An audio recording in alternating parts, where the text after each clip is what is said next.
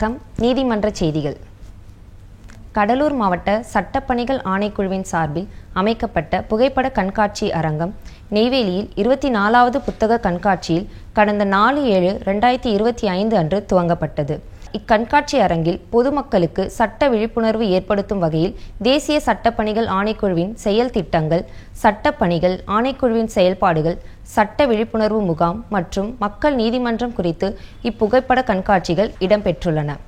மேலும் கடந்த 6/7/2025 அன்று இக்கண்காட்சி அரங்கிற்கு சென்னை உயர்நீதிமன்றத்தின் மூத்த நீதியரசரும் தமிழ்நாடு மாநில சட்டப்பணிகள் ஆணைக்குழுவின் செயல் தலைவருமான மாண்புமிகு நீதியரசர் திரு ஆர். சுப்பிரமணியன் அவர்கள் வருகை தந்து அரங்கை பார்வையிட்டார். தொடர்ந்து சட்ட விழிப்புணர்வு வாசகங்கள் அடங்கிய துண்டு பிரசுரங்களை இக்கண்காட்சி அரங்கை பார்வையிட வருகை புரிந்த பொதுமக்களுக்கு நீதியரசர் அவர்கள் வழங்கினார்.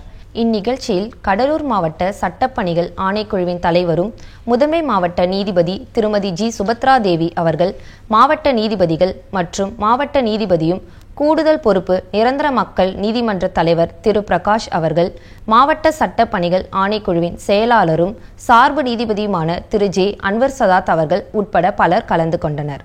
இக்கண்காட்சி அரங்கின் வாயிலாக இதுவரை 1000க்கும் மேற்பட்ட பொதுமக்கள், பள்ளி மற்றும் கல்லூரி மாணவர்கள் சட்ட விழிப்புணர்வு பெற்று பயனடைந்துள்ளனர். நாடு முழுவதும் நிலுவையில் உள்ள வழக்குகளை தீர்வு காண்பதற்காக தேசத்திற்கான சமரச பிரச்சாரம் கடந்த ஜூலை 1 முதல் துவங்கியது.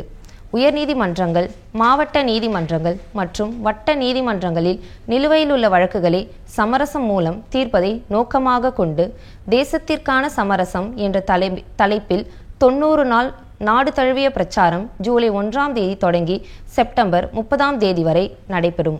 மாண்புமிகு உச்ச நீதிமன்ற தலைமை நீதியரசர் திரு பி. ஆர். கவாய் மற்றும் மாண்புமிகு உச்ச நீதிமன்ற மூத்த நீதியரசர் திரு சூரியகாந்த் ஆகியோரின் வழிகாட்டுதலின் கீழ் கருத்தாக்கம் செய்யப்பட்ட இந்த முயற்சி தேசிய சட்டப்பணிகள் ஆணைக்குழு நால்சா மற்றும் சமரசம் மற்றும் இணக்கமுறை திட்டக்குழு MCPC ஆகியவற்றால் இணைந்து வழிநடத்தப்படுகிறது.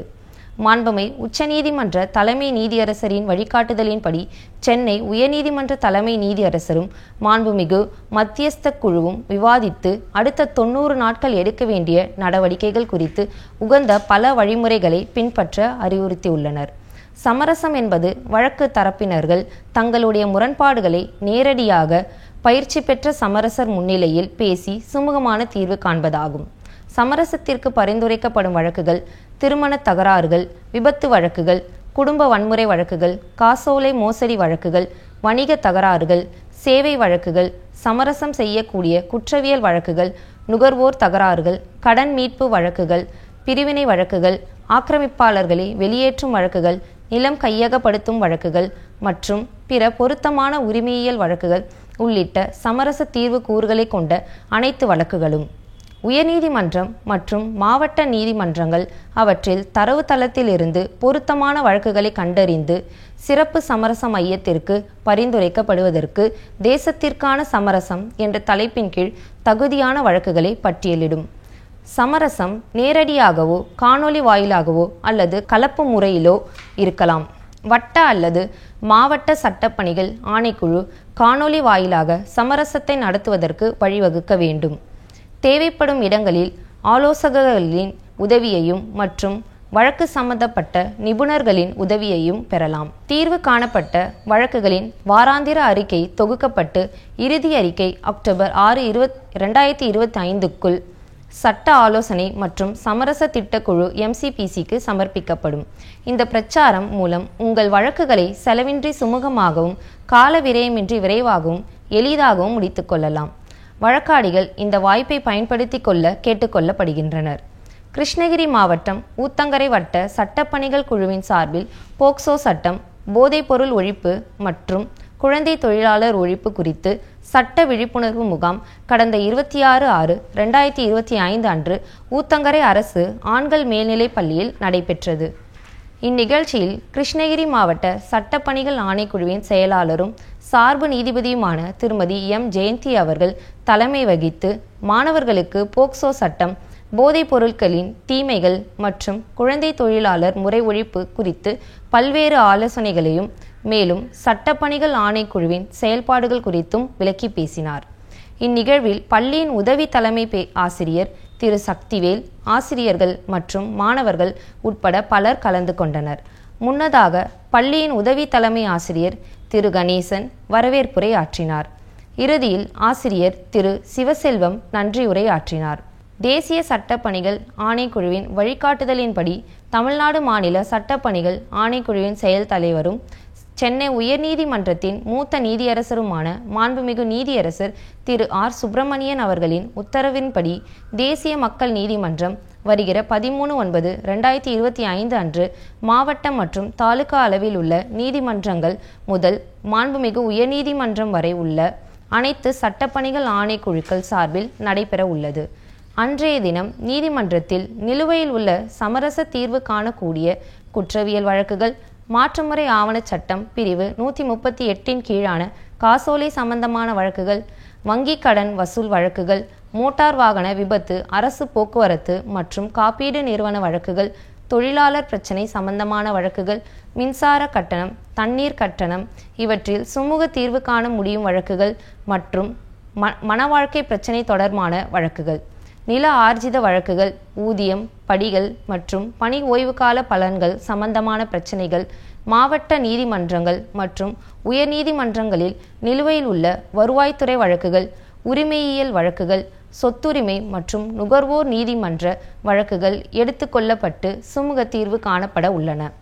நீதிமன்றத்தில் வழக்காக தாக்கல் செய்யும் முன்னர் சமரசம் செய்து கொள்ளக்கூடிய பிரச்சினைகளான ப்ரீலிட்டிகேஷன் கேசஸ், காசோலை சம்பந்தமான பிரச்சனைகள், வங்கி கடன் வசூல் பிரச்சனைகள், மின்சார கட்டணம், தண்ணீர் கட்டணம் உள்ளிட்ட பிரச்சனைகள் எடுத்துக்கொள்ளப்பட்டு சுமூக தீர்வு காணப்பட உள்ளன. இந்த அமைப்புகளின் மூலம் தீர்த்து வைக்கப்படுகின்ற வழக்குகள் அந்த அமைப்புகளிலேயே முற்று பெற்று விடுகின்றன. உரிமையியல் வழக்குகளில் நீதிமன்றத்தில் ஏற்கனவே செலுத்தப்பட்டுள்ள நீதிமன்ற கட்டணத்தை திரும்பப் பெறும் வாய்ப்பும் உள்ளது. வழக்குகளில் தீர்வு கண்டவுடன் அதற்கான தீர்வு நகல் உடனடியாக வழங்கப்படும். மேற்படி தீர்வுகளை எதிர்த்து மேல்முறையீடு என்பது இல்லை. மனம் ஒருமித்து ஏற்படுகின்ற இந்த தீர்வுகளை பொறுத்தவரை இரு தரப்பில் எவருக்கும் வெற்றி தோல்வி என்பதில்லை. இத்தீர்வானது ஒரு நீதிமன்றம் பிறப்பிக்கின்ற தீர்ப்பாணைக்கு ஒப்பாகும். மக்கள் நீதிமன்றத்தில் வழக்காளர்களுக்கு செலவின்றி விரைவாக நீதி கிடைக்க வழிவகை செய்யப்படும். நீதிமன்றத்தில் நிலுவையில் இல்லாத பிரச்சனைகளாக இருந்தாலும் அவற்றையும் மக்கள் நீதிமன்றம் வாயிலாக விசாரித்து நிரந்தர தீர்வு காணப்படும். எனவே பொதுமக்களும் வழக்காடிகளும் வருகின்ற 13/9/2025 அன்று தமிழ்நாடு முழுவதும் நடைபெற உள்ள தேசிய மக்கள் நீதிமன்றத்தில் கலந்து கொண்டு பயன்பெறுமாறு தமிழ்நாடு மாநில சட்டப்பணிகள் ஆணைக்குழு சார்பாக கேட்டுக்கொள்ளப்படுகிறது. நன்றி, வணக்கம்.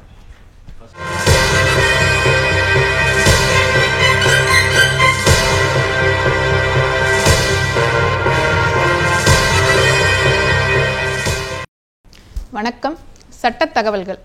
இன்றைய சட்டத் தகவல்கள் நிகழ்ச்சியில் தத்தெடுத்தல் தொடர்பான சட்டங்கள் பற்றி பார்க்க உள்ளோம்.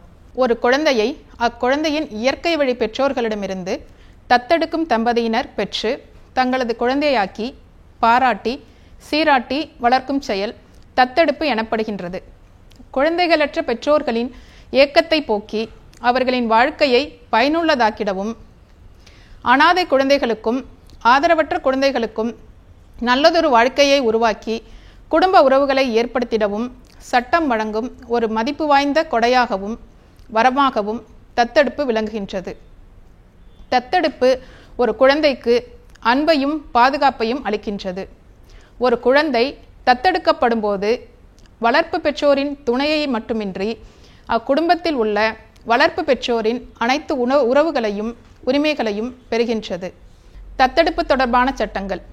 இந்து தத்தெடுப்பு மற்றும் பராமரிப்பு சட்டம், Hindu adoption and maintenance act 1956, பாதுகாவலர் மற்றும் காப்பாளர் சட்டம், கார்டியன்ஸ் அண்ட் வார்ட்ஸ் ஆக்ட் 1890, இளஞ்சிறார் நீதி குழந்தைகளின் பராமரிப்பு மற்றும் பாதுகாப்பு சட்டம், juvenile justice care and protection of children act 2015, தத்தெடுப்பு நெறிமுறைகள் அடாப்ஷன்ஸ் ரெகுலேஷன்ஸ் 2022, நாடுகளுக்கிடையேயான தத்தெடுத்தல் தொடர்பான தி ஹேக் உடன்படிக்கை, Hague convention on the protection of children and cooperation in respect of inter country adoption act 1993, போன்றவற்றில் தத்தெடுப்பு மற்றும் அதன் சட்ட நடைமுறைகள் பற்றி விரிவாக விளக்கப்பட்டுள்ளது.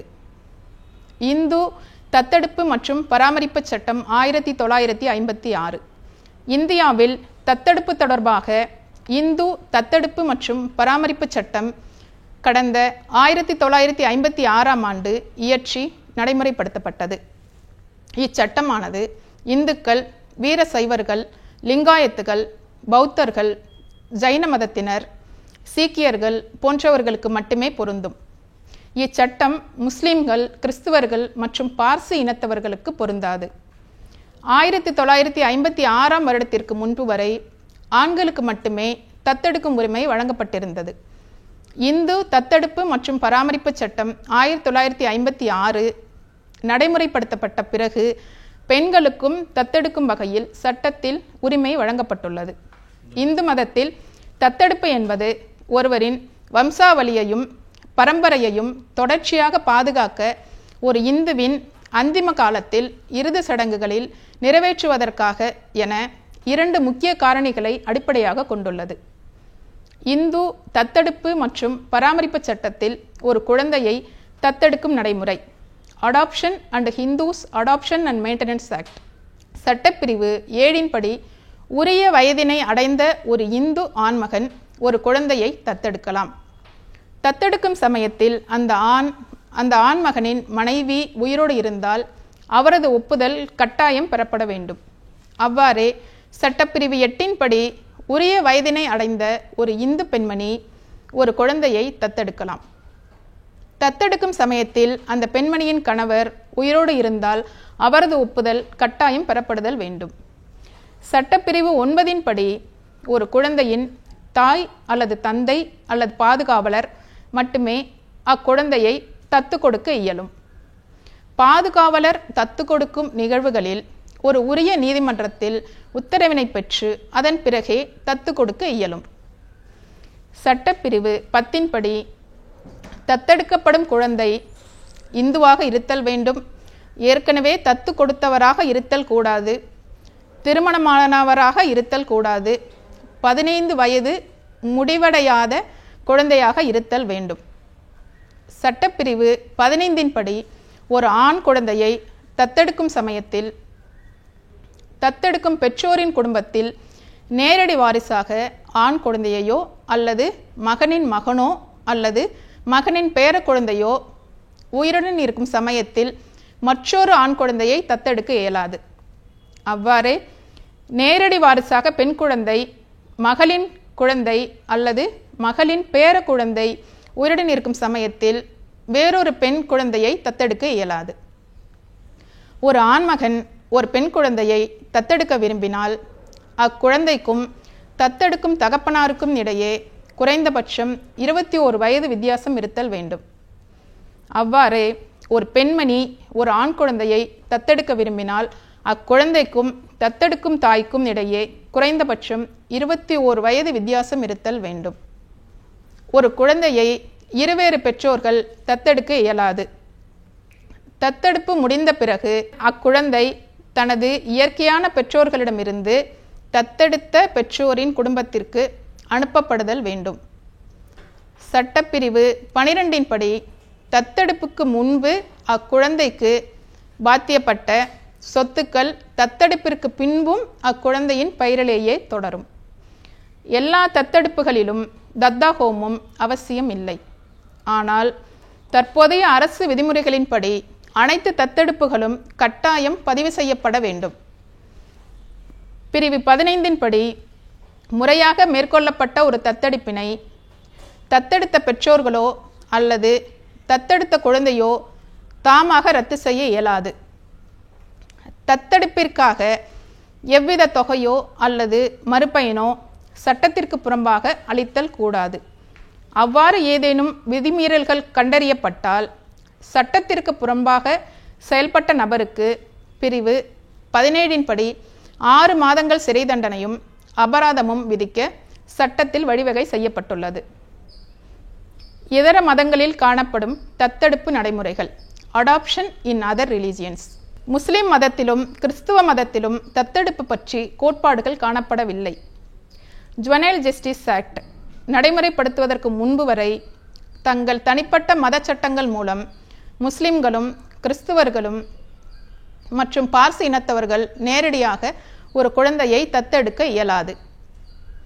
அவ்விதம் அவர்கள் ஏதேனும் ஒரு குழந்தையை தத்தெடுத்து வளர்க்க விரும்பினால் பாதுகாவலர் மற்றும் காப்பாளர் சட்டம் கார்டியன்ஸ் அண்ட் வார்ட்ஸ் ஆக்ட் 1890 படி நீதிமன்றத்தில் மனு செய்து பாதுகாப்பாளராக நியமனம் பெற்று அக்குழந்தையை வளர்க்கலாம். அவ்வாறு பாதுகாவலராக நியமிக்கப்பட்டாலும் அக்குழந்தையின் பெற்றோர் என்ற நிலையை பாதுகாவலராக நியமிக்கப்பட்டவர் அடைய இயலாது. இத்தகைய சட்ட சிக்கல்களை நீக்குவதற்காக ஜுவனைல் ஜஸ்டிஸ் ஆக்டில் அனைத்து மதத்தினரும் குழந்தைகளை தத்தெடுக்கும் வகையில் வழிமுறை ஏற்படுத்தப்பட்டுள்ளது. மாண்புமிகு உச்சநீதிமன்றம் சப்னம் ஆஸ்மி எதிர் யூனியன் ஆஃப் இந்தியா என்ற வழக்கில் கடந்த 2014 ஆண்டு ஒரு முக்கியமான தீர்ப்பினை வழங்கியுள்ளது.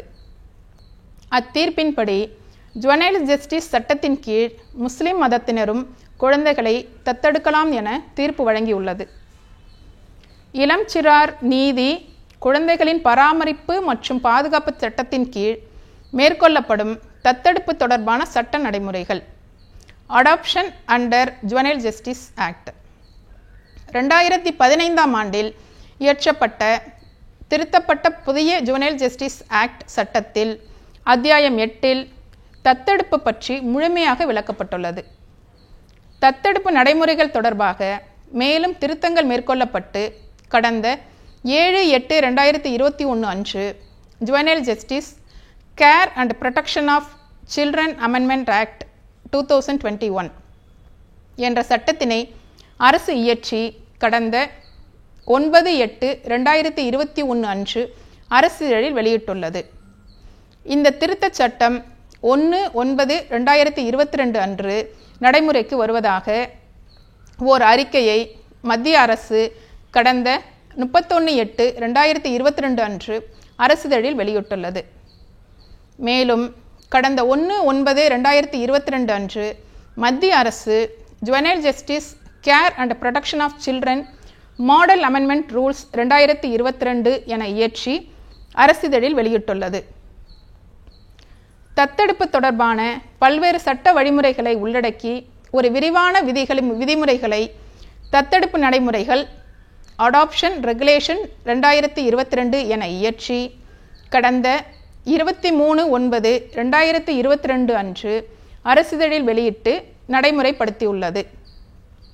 தம்பதியர், விவாகரத்து பெற்றவர்கள், வாழ்க்கை துணையை இழந்தவர்கள் இவர்களில் யார் வேண்டுமானாலும் மத வேறுபாடின்றி ஒரு குழந்தையை ஜுவனைல் ஜஸ்டிஸ் சட்டத்தின்படி தத்தெடுக்கலாம்.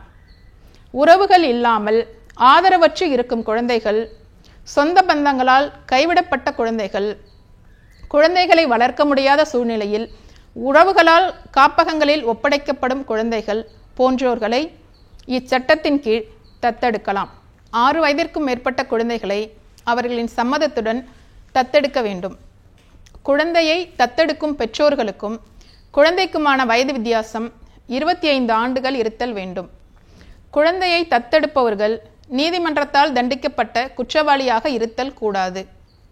மேலும் தத்தெடுக்கும் பெற்றோர்கள் எந்த குற்ற பின்னணியும் இல்லாமல் இருத்தல் வேண்டும்.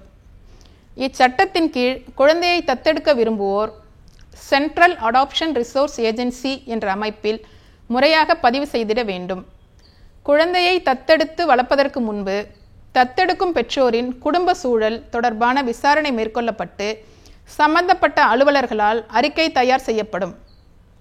பின்னர் தத்தெடுக்கும் பெற்றோர்களுக்கு தத்தெடுத்தல் தொடர்பான ஆலோசனைகள் வழங்கப்படும். அதன் பிறகு தத்தெடுத்தல் தொடர்பான மாநில அமைப்பு குழந்தைகள் நல குழு முன்பு அறிக்கை சமர்ப்பித்து பிறகு அக்குழந்தையை தத்தெடுக்கலாம் என கருத்துரை வழங்கிய பிறகு அனைத்து ஆவணங்களும் நீதிமன்றத்தில் சம்பந்தப்பட்ட ஸ்பெஷலைஸ்டு அடாப்ஷன் ஏஜென்சி அலுவலர்களால் உரிய உத்தரவிற்காக சமர்ப்பிக்கப்படும். நீதிமன்றம் தத்தெடுக்கும் பெற்றோர்களை விசாரித்து ஆவணங்களை பரிசீலித்து உரிய உத்தரவுகளை பிறப்பிக்கும். நீதிமன்றம் உத்தரவு பிறப்பித்த பின்னர் அந்த உத்தரவின் சான்றிதழ்களின் அடிப்படையில் காப்பகத்திலிருந்து குழந்தை தத்தெடுக்கும் பெற்றோர்களிடம் ஒப்படைக்கப்படும். தத்தெடுப்பு உத்தரவு பிறப்பித்த பின்பு அந்த உத்தரவினை சமர்ப்பித்து குழந்தையின் பிறப்புச் சான்றிதழில் தத்தெடுத்த பெற்றோரின் விவரங்களை பதிவு செய்து புதிதாக பிறப்புச் சான்றிதழ் பெற்றுக்கொள்ளலாம். குழந்தை தத்தெடுக்கப்பட்ட பிறகு தொடர்ச்சியாக தத்தெடுக்கப்பட்ட குழந்தையின் வாழ்க்கை முறை குறிப்பிட்ட காலம் வரை கண்காணிக்கப்படும். இடையில் ஏதேனும் பிரச்சனை ஏற்பட்டால் குழந்தையை தத்தெடுத்த பெற்றோர்களிடமிருந்து குழந்தையை திரும்ப பெற்றுக்கொள்ள அரசுக்கு அதிகாரம் உள்ளது என சட்டத்தில் குறிப்பிடப்பட்டுள்ளது.